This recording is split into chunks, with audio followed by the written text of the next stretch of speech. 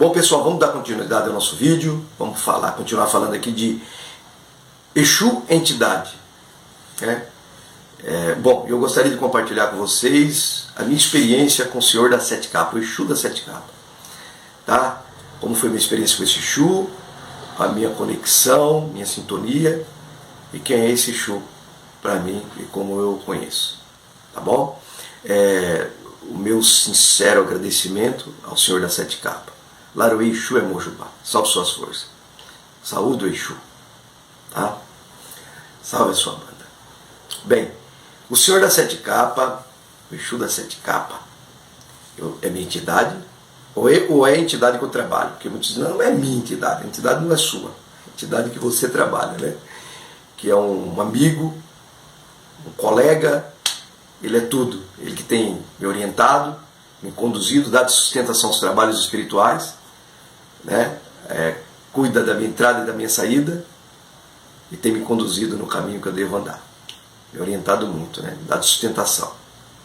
Bem, qual foi a minha experiência? Eu tinha 14 anos, veja só, 14 anos quando eu comecei a ter certas visões. Uma dessas visões, a imagem de um bode. Começava a fechar meus olhos, eu vi um bode com um pentagrama na testa, aqui próximo ao terceiro olho. Eu não sabia o que estava acontecendo. Comecei a me perturbar com essas visões. Comecei a ter certas perturbações. E ninguém ali para me orientar. Morava no interior, tecnologia não tínhamos na época, né? Se fosse parar para imaginar, era uma televisão preta e branca, com aquela antena que o pessoal chama, acho que é espinha de peixe, se me falha a memória, acho que deve ser, né? A gente chamava de espinha de peixe, né? E o que acontece? E eu comecei a me perturbar. Eu dormi, tinha sonhos, vi essa imagem nos meus sonhos, comecei a me perturbar muito. Quando eu vi uma voz e disse, vai até uma livraria que eu vou revelar para você o que é essa imagem. Bem, eu capinava a rua na época, né? Molecada capinava a rua e ganhava um dinheirinho, uma graninha. Ali eu juntei uns trocadinhos e me dirigi até uma livraria no interior paulista. E ali, quando eu cheguei na prateleira, o primeiro livro que eu tive contato foi com o livro de Eliphas Levi, Dogma e Ritual da Alta Magia. E que eu vi o Bafomé, o bode de Mendes. Né? E o que aconteceu? Eu comprei o livro, olha que parece que o dinheiro estava certinho ali, né? A quantia, para que eu pudesse comprar esse livro. Ainda sobrou uns centavinhos na época, né? Era se me falha a memória, cruzado. Né? E eu comprei esse livro, levei para a minha residência, e o que eu entendi? Nada. O que eu entendia de literatura esotérica, ocultista, nada, porque não tinha contato com nenhuma dessas literaturas. Foi o primeiro livro. Né? Fui para a minha residência, ali eu fiquei um tempo, comecei a desenvolver. Numa casa de Quimbanda, né? No terreiro de Quimbanda, e o pai de santo, o sacerdote de Quimbanda, ele acabou rompendo com a Quimbanda. Hoje ele é um babalorixá do candomblé, né? Eu acredito que ele esteja muito bem também, mas eu fui me desenvolver depois num terreiro de Umbanda, num templo de Umbanda, que na época nós chamávamos de terreiro, né? Uma casa. O sacerdote nos orientava ali, passava alguns ensinamentos, mas nunca cheguei naquilo que eu queria chegar, saber o que era essa imagem, essa visão. Com o tempo, quando eu tive mais contato com outros livros esotéricos, ocultistas, eu pude entender, né? E até, porque até então a magia cerimonial que o Eliphas Levi, quando nós vamos ler esse livro, que nós podemos entender a respeito da alquimia, desse símbolo alquímico, é separar ele do Beuzebu, e entender esse contexto, o que se deu essa entidade espiritual. E nunca chegar e dizer que isso é mito, isso não existe. Veja bem, pessoal, aqui existe um ponto, né? A pessoa une, ou quando essas energias se juntam, esses elementos, como nós comentamos, a união, aí cria, ou sai daí um terceiro elemento, uma egrégora. Então ela tem força, porque ali tem um grupo que está vibrando no mesmo campo de crença. Então não estou aqui dizendo, só estou tentando separar as coisas.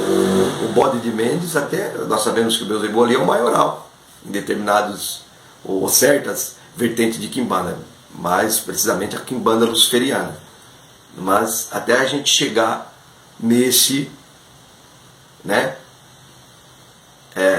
Por meio da hierarquia, a gente chegar quem é, o porquê isso aconteceu. É isso que nós temos que saber, e devemos saber, para poder separar as coisas. Então, todo o meu cuidado e as minhas experiências e a orientação, que eu acredito muito e devo ao Senhor das Sete Capas, foi em relação a isso, tá? Porque eu vejo pela internet a história de Sete Capas, história do Capa Preta, história não sei de quem e tal, e por aí vai. Como nós falamos lá atrás a respeito da reencarnação. Só de saber a última reencarnação quem foi. Aí o cara pergunta assim, poxa, a minha entidade ele foi lá do Egito, ele era um mago, era não sei o quê, mas e o contexto ali, como era? Em que século foi? Como é que estava a situação social, econômica, política, magística, espiritual da época? Como que se entendia tudo isso? Isso que a gente tem que ir atrás e procurar saber, né? Como que tudo isso aconteceu aqui no Brasil? Como foram os elementos, né? Essa fusão, esse sincretismo, e por que nasce um terceiro elemento? Aí a gente vai analisando a reinterpretação, a ressignificação, né? E a combinação de tudo isso, e conhecendo as vertentes aos poucos, separando uma coisa da outra. Então eu devo ao Senhor das Sete Capas, tá? Ele vai falar da última reencarnação dele, quem ele foi para mim, e eu vou atrás tentar entender e separar uma coisa da outra para poder entender. Então cada tradição, vertente, nós temos que estudá-las com bastante cuidado e entender como que tudo isso começou, tá? Para não fazer uma confusão, uma salada aí e não entender nada. E com o tempo eu vou, aqui nós vamos trocar conhecimentos, é isso que a gente quer, respeitar todas as vertentes de Umbanda, respeitar a Umbanda, tá? E nunca sair por aí atacando, dizendo que aquilo não existe, que não é desse jeito, tem que ser desse. Não, vai depender da vertente. Se ela for responsável e ela tiver fundamento, maravilha, nós estamos aí para aprender e entender, né? E um abraço a todos, até um próximo vídeo. Daí a gente vai discorrer, vai comentar mais a respeito do Senhor das Sete Capas e de outras entidades espirituais aí. Muito obrigado.